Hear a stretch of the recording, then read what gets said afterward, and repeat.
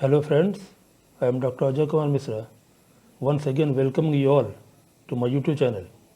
Friends, the basic objective of my channel, named Computer the Way of Life, is to enlighten the common mass with the computer system and other associated areas with it. While creating a video, utmost care is taken to provide a clear understanding of the topic and their day-to-day applications by citing simple examples. It is quite impossible to incorporate all in a small video, so it's my request to watch video till last with patience. As we know, computer memory is an important parameter to decide the performance of a computer. Generally, memory refers to the main memory, which is the working area of the computer for immediate use.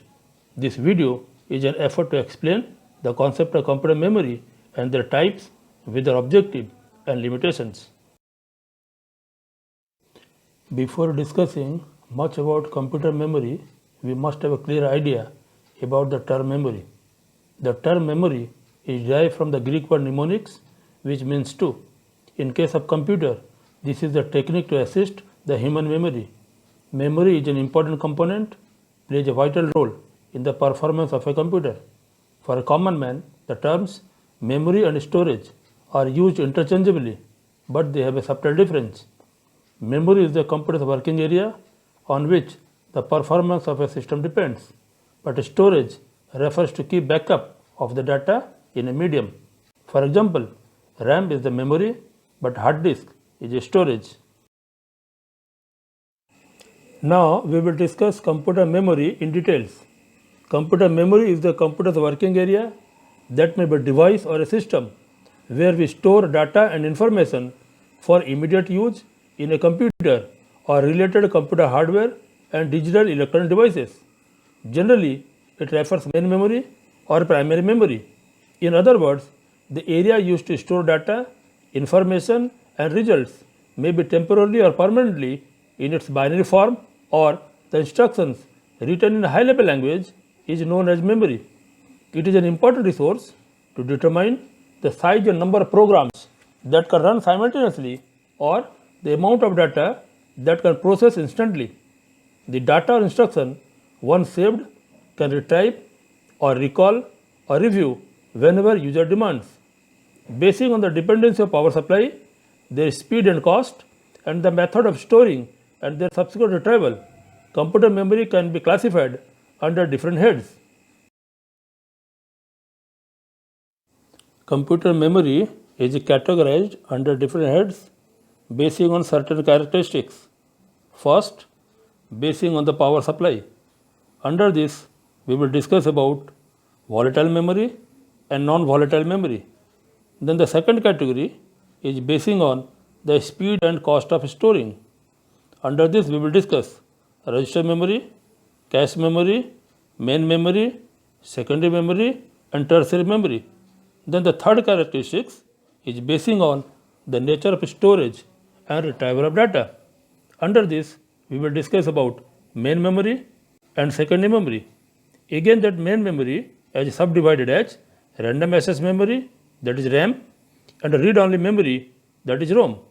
Again, that RAM is subdivided as dynamic RAM and static RAM, whereas ROM is further subdivided as PROM, EPROM and EEPROM. Then, under secondary memory, we will discuss about sequential access memory and random access memory. Apart from this, there are other memories as virtual memory, flash memory, bubble memory and associative memory. We will discuss one after another in details in subsequent slides.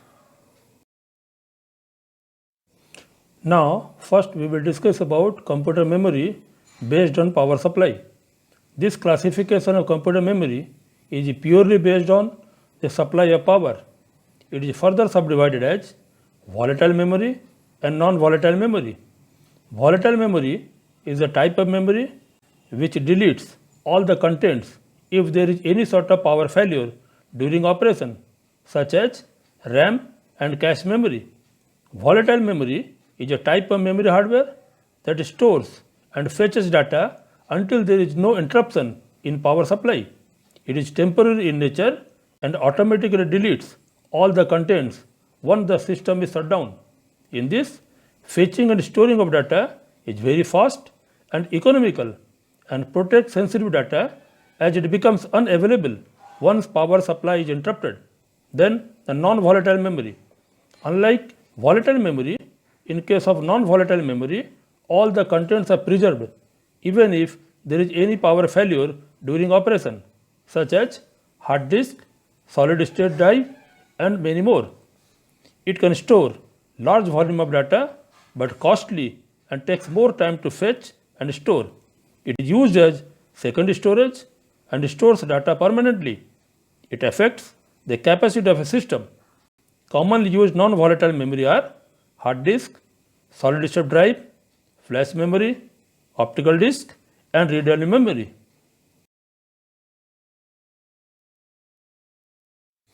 Next, we will discuss about computer memory based on speed, storage capacity, and cost per bit. Under this, first we will discuss about register memory. Registers are present inside the CPU and have least access time. It is implemented by using flip-flops. It is most expensive and smallest in size, generally measured in kilobytes. Then cache memory. Cache memory is used to store the segments of a program that are frequently accessed by the processor. It is also known as buffer memory. It is implemented by using static RAM. It is expensive and a smaller size, measured in megabytes. Then main memory. Main memory is directly communicating with a CPU and with other auxiliary memory devices through an input-output processor. It is implemented by using dynamic RAM. It is comparatively less expensive than cache memory and larger in size, generally measured in gigabytes. Then secondary memory. This memory is basically used for backup. Normally uses secondary storage devices as magnetic disk and optical disk. This is cheaper than main memory but larger in size, measured in terabytes. Then the tertiary memory. This is the cheapest and largest in storing size. It is detachable in nature, such as magnetic tape memory, measured in terabytes. In the adjacent diagram, we can observe a pyramid shape, and if we start from the bottom, there is a magnetic tape, then magnetic disk, magnetic optical disk, RAM, cache, and at the top there is registers. We also can observe when we move up, the speed and cost increases, whereas the capacity decreases.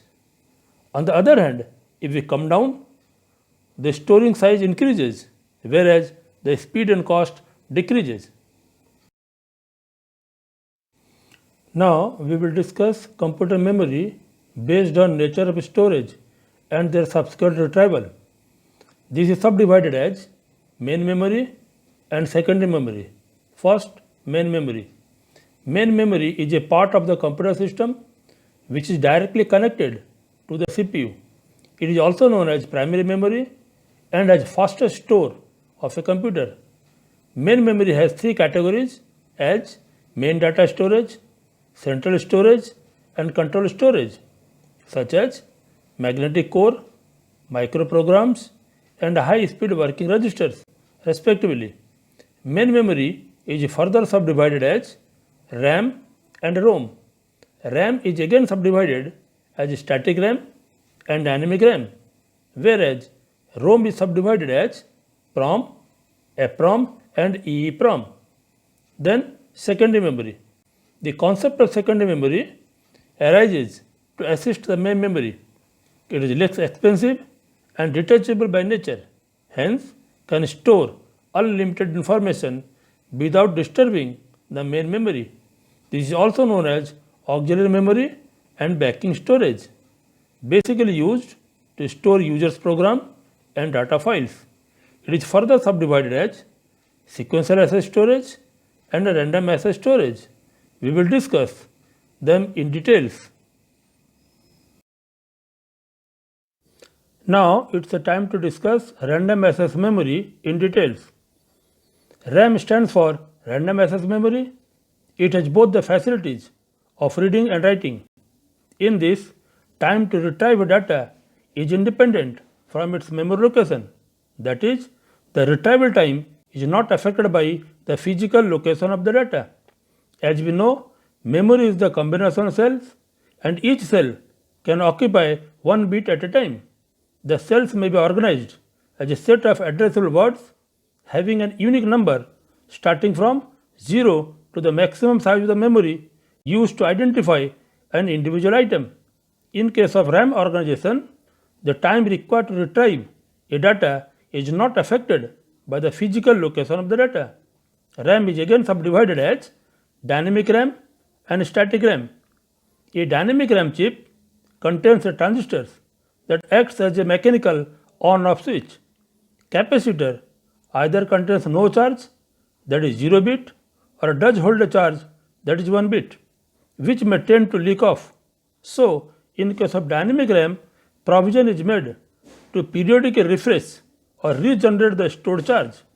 This is volatile in nature, having refresh time in every 2 milliseconds. Then the static RAM. Static RAM is also volatile in nature, but as long as power supply continues, they need no specific regenerator circuit to retain the stored data. This requires more transistors and appears to be complicated. It is costly but faster in compared to dynamic RAM and requires more space. It is generally used in specialized cache applications having speed ranges from 10 to 20 nanoseconds. Next is read-only memory. ROM is the abbreviation used for read-only memory. This memory is permanent in nature, written during fabrication time. At the latter stage, contents have the facilities to read from the memory by specifying its address. Generally, it is a solid stage storage chips programmed at the time of its manufacturing. It is not possible to modify or reprogram by the ordinary user. This is non-volatile and non-destructive in nature, hence can be used several times without making any modification. It is used to write trigonometrical table, ASCII codes, proportion of the printer memory and other information which we want to repeat frequently for different applications. ROM is further subdivided as PROM, EPROM and EEROM. First, PROM. PROM stands for Programmable Read-Only Memory. PROMs are usually integrated circuit chip used to store users' own specific functions or programs. A ROM on which there is a facility to fabricate user's program, but once only, is called PROM. That is, we can change the pre-recorded information once only. This is also non-volatile and non-destructive in nature. A PROM device can be programmed after manufacturing by the external equipments. Then EEPROM. This is the abbreviation used for Erasable Programmable Read-Only Memory. In this, ROM is exposed to ultraviolet light. Then all bits are erased and become 0, and then ROM will be programmable. Such a PROM is known as EPROM. This is done by using a special PROM program. As a whole, we can say an erasable and programmable read-only memory chip that are reprogrammed under limited conditions. Then EEPROM. This is the latest development in which electrical signals are used to place ultraviolet light to erase the contents of the memory cells. This is similar to EEPROM. It requires small charges of electricity to represent the information content in it. The information loaded in this memory can be retained for many times without any power supply. This is useful to create a backup of RAM memory whose contents are lost due to power failure. When power is returned, the EEPROM memory is used to replace the lost contents of the RAM memory. For this, we have the options to set the backup time. In some computers, RAM and EEPROMs memory can be fabricated on a single integrated circuit. After main memory, now we discuss about secondary memory. The concept of secondary memory arises to overcome the limitations of main memory. This is detachable in nature. Secondary memory is also known as auxiliary storage or backing storage. Secondary memory is further subdivided as sequential access storage and a random access storage. First, sequential access storage. This is a type of memory in which to read a particular record, all records preceding or prior to it must have to be read out, such as audio and video cassettes, tape units, and other devices. As we know, memory is organized into units of data called records. Different records are stored in chronological order and they all have unique name called address. In this, we can go to a particular record one after another from starting to end. Then, random access storage. RAM is the abbreviation used for random access storage.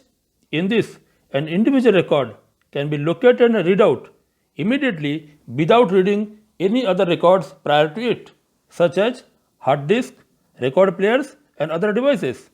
This is possible as each addressable location in memory has a unique physical word in addressing mechanism. Thus, any location can be selected at random and directly accessed. In this, the time to access a given file located is independent of the sequence of prior access and its content. The access time in case of random access memory is more in compared to the sequential access storage. The semiconductor memory used for temporary storage of data or program during processing, this is used. Next, we will discuss about cache memory and virtual memory. First, cache memory. Cache memory refers to a high-speed buffer memory which is situated between processor and main memory, which is a reserved section in addition to the normal memory on the motherboard. In this, a specifically designed high-speed circuitry is used as a scratch pad to temporarily store data and instructions that are likely to be retrieved many times during processing. This is done by holding another copy of data which has recently been accessed by the microprocessor. It is appropriate for high-speed performance system. This memory is faster but expensive in compared to the primary memory. In case of this, data may be transferred automatically between buffer and primary storage so that application programs are unaware of its use. This high-speed memory stores parts of the program or data during processing. Then, virtual memory. It is a concept used in large computers that permits the user to construct programs as though a large memory space is available, but in reality, smaller memory is available. This is done dynamically while programs are being executed in CPU. In this, the translation or mapping is handled automatically by the hardware by using a mapping table. It provides a mechanism for translating program generated addresses into correct main memory location. In this, each address generated by the CPU goes through an address mapping called virtual address to a physical address in main memory. It gives a misleading image to the programmer that they have sufficient memory at their disposal, but in reality, computer has relatively smaller main memory. Next, we will discuss about flash memory and magnetic bubble memory. First, flash memory. This is a form of semiconductor memory which can be reprogrammed at high speed, hence got the name flash. This is non-volatile electronic random access memory introduced in mid-90s. Basically, it falls in between EEPROM and EEPROM. In this, the entire memory can be erased in few seconds by using electrical erasing technology. It is used in many input-output and storage devices. It serves as the hard drive for consumer devices. It is also used to store data and programming algorithm in cell phones, digital cameras, MP3 music players, operating systems, and other data. There are two types of flash memory: code storage flash and data storage flash. Code storage flash stores programming algorithm and largely found in cell phones and made by Intel and Atmel, whereas data storage flash stores data and used in digital cameras and MP3 players and made by SanDisk and Toshiba. Then magnetic bubble memory. Magnetic bubble memory is a non-volatile and sequential data access storage medium invented in Bell Laboratories in 1967. Conceptually, it is like a tiny magnetic diskette and drive, but with no moving parts. Instead of the disk moving, the bits move. It uses a thin magnetic film on a garnet substrate, which forms cylindrical domains. When constricted under a magnetic field, in this, domains or each bubble store one bit of data. The bubbles are created by a generated signal pushed around the film in rack track like loops and eventually detected by a sense amplifier. It is used in military and industrial applications where extreme ruggedness and non-volatile is required. And at last, we will discuss about associative memory. Associative memory is a type of conventional semiconductor memory with added comparison circuit by which contents of the data can be identified by the data itself rather than by an address or memory location. That is, a word written in associative memory need no address. It is often referred as content addressable memory. In this, word will automatically find the empty space to store the word or part of the word. The time required to retrieve the data is significantly less, but the cost involved to design the circuitry is high. It is preferred in parallel searches, speed up databases, and in neural networks. After having a patient's hearing, we can conclude computer memory is a vital resource on which the performance of a computer depends. Common people use memory and storage interchangeably, but they have a subtle difference. By knowing the different approaches of designing computer memory, we can use them in a best possible manner, which reduces the cost per unit of storage and increases the speed, size, and performance of a system. It is the responsibility of the user to choose the most appropriate memory basing on the requirement by which they can get the best result with minimum use of the valuable resources. With this, I remain. Hope you all have enjoyed it. Thank you for your patient hearing. Also suggest the topic of interest you want to explain me in future.